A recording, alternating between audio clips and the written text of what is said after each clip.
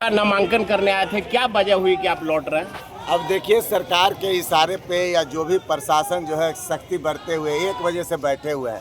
थोड़ा सा डॉक्यूमेंट्स में कमी था, डॉक्यूमेंट सब आ गया, बोले कि नहीं लिया जाएगा, से कल आइए। क्या बोला गया आपको? बोला गया कि कल आइए, कल आपका लेंगे। ये लोग टाल मटोल करते हैं। सरकार के इशारे पे ये चाहते हैं कि ये आवाज़ को कुचल दिया जाए, लेकिन ये आवाज़ कुचलने वाला नहीं। इस बार ये आवाज़ बहुत बड़ा रूप लेने वाला है और जहानाबाद के माध्यम से पूरे बिहार में फैलेगा। साजिश हो गई है। बिल्कुल साजिश। ये सरकार इसी तरह का कार्य करती है। पिछली बार भी हमको याद है, एक प्रत्याशी का इन लोगों ने नॉमिनेशन रद्द कर दिया था। इसलिए हम पूरा इस बार अच्छी व्यवस्था में कर रहे हैं और ये सरकार, ये प्रशासन से, डीएम मैडम से हम आग्रह करते हैं कि आप अपनी निगरानी में ये काम कीजिए। ये इस तरह का चीज़ नहीं चलेगा, नहीं तो हम लोग यहीं पर धरना पर बैठ जाएंगे।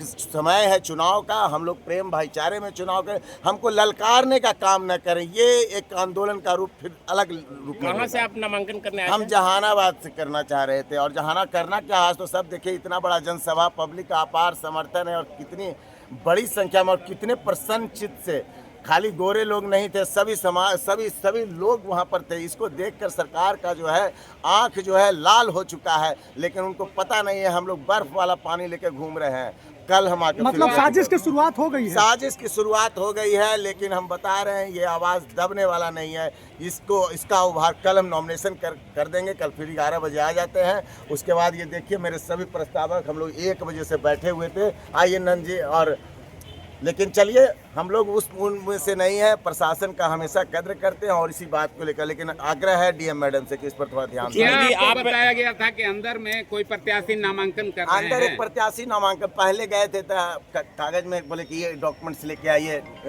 तो वहाँ पर एक और आई अपना कर रही थी नॉमिनेशन, तो हम बाहर बैठे हुए थे। फिर तब तक मेरा डॉक्यूमेंट्स आ गए थे कि 3 बजे जो नहीं सर कल आइए।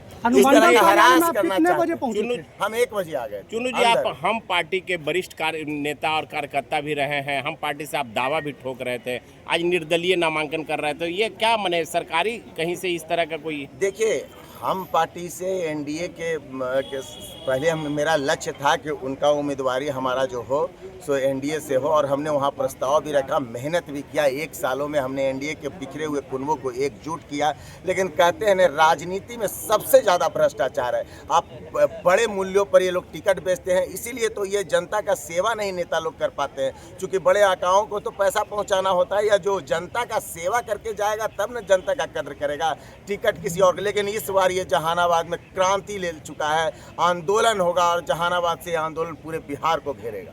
आप तो मांझी जी के खास माने जाते थे, आका आपके भी खास रहते तो टिकट नहीं मिलता, पैसा से बेच देते। मेहनत हम किए, मजदूरी किसी मजदूरी मिलवे नहीं किया। ये बताइए, गरीब और किस मजदूर को क्या ये लोग केयर करेंगे? मेहनत करवा के मजदूरी नहीं देना सामंती सोच है कि नहीं? हम आप लोग के माध्यम से पूछना चाहते हैं। ये लोग सब खुद सामंती बैठे हुए हैं बड़े बड़े कुर्सी पर, और ये खरीद फरोख्त का काम करने। क्या माना जाए चुनू जी कि बाद में आपको और भी परेशान किया जा सकता है प्रशासनिक तौर पर? सारे परेशानियों को हम झेलने के लिए तैयार है। हमने तो कहा है कि हो सकता है चुन्नू शर्मा का आवाज को कुचल भी दिया जाए, लेकिन हमने चिंगारी लगा दिया है। 1,00,000 व्यक्ति भी चुन्नू शर्मा इसी तरह का दहाड़ लगाते, एक न एक दिन ये राजनीतिक भ्रष्टाचार मिटेगा। ये मेरा संकल्प है, चाहे उसके लिए कितना भी सितम हो हम झेल लेंगे। संतोष मांझी पर आपने डायरेक्ट आरोप लगाया कि उन्होंने पैसे लेकर टिकट को बेचने का काम किया है, इस पर आप क्या कहेंगे? तो डायरेक्ट क्या आरोप लगाए? सही आरोप ने लगाए जी।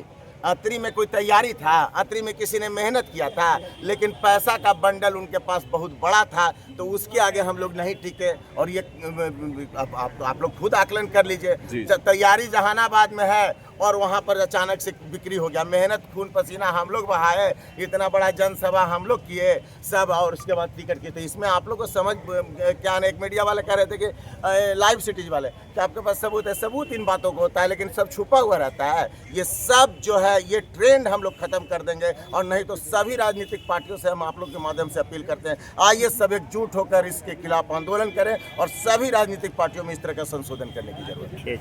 नामांकन करने आए थे, बट उनका किसी कारणवश नामांकन नहीं हो पाया। बड़ा सरकार पे और यहाँ के प्रशासनिक व्यवस्था पे सवालिया निशान खड़ा किया, क्या मामला है? रितेश कुमार जो हैं वो आए थे हम लोग के नामांकन कक्ष में, और उनके पास में नॉमिनेशन फॉर्म जो 2B होता है वो था ही नहीं। वो सिंपल आधार कार्ड लेकर के आए थे शुरुआत में।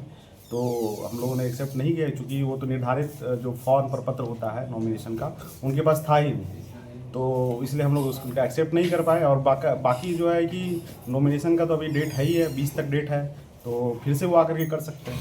कह रहे हैं सर कि हम 1-1:30 बजे से ही आ गए थे, 3-3 बजे पता चला आपका नामांकन नहीं होगा आज। बिल्कुल वही, इसीलिए तो मैं बता रहा हूँ, वो डेढ़ एग्जैक्ट समय तो हम नहीं बता पाएंगे, 1:30-2 बजे के आसपास में वो आए थे, तो उनके पास में नॉमिनेशन फॉर्म ही नहीं था, जो 2B होता है वही नहीं था, तो हम क्या उसको नॉमिनेशन में एक्सेप्ट कैसे कर सकते हैं। इस कारण से नॉमिनेशन उनको एक्सेप्ट नहीं किया गया। उसके बाद फिर तो 3 बजे के बाद में आए हैं वो, तो 3 बजे तो हमारा गेट बंद हो जाता है, नॉमिनेशन खत्म हो जाता है। तो अब क्या करेंगे सर? वो वो कल आकर के जमा कर सकते हैं, कल फिर से 11 से 3 है, परसों भी है, 20 तक हमारा लास्ट डेट है नॉमिनेशन। संडे को नहीं है? संडे को तो छुट्टी होती है। अनुमंडल कार्यालय में कितने बजे तक के जो कैंडिडेट आ जाते हैं उनका नामांकन हो जाएगा? कोई भी कैंडिडेट है वो 11 बजे से 3 बजे तक अनुमंडल पदाधिकारी का जो कार्यालय प्रकोष्ठ है उसमें आकर के नॉमिनेशन जमा कर सकते हैं। डॉक्यूमेंट के बिना नहीं हो पाया है ना? नहीं, कम से कम उनको नॉमिनेशन फॉर्म देना पड़ेगा, जो कि नहीं लेके आए। जो फॉर्म 2B होता है वो तो कम से कम देना ही होगा। उसके अलावा बाकी नहीं होगा डॉक्यूमेंट, तो हम लोग उसके लिए नोटिस करते हैं।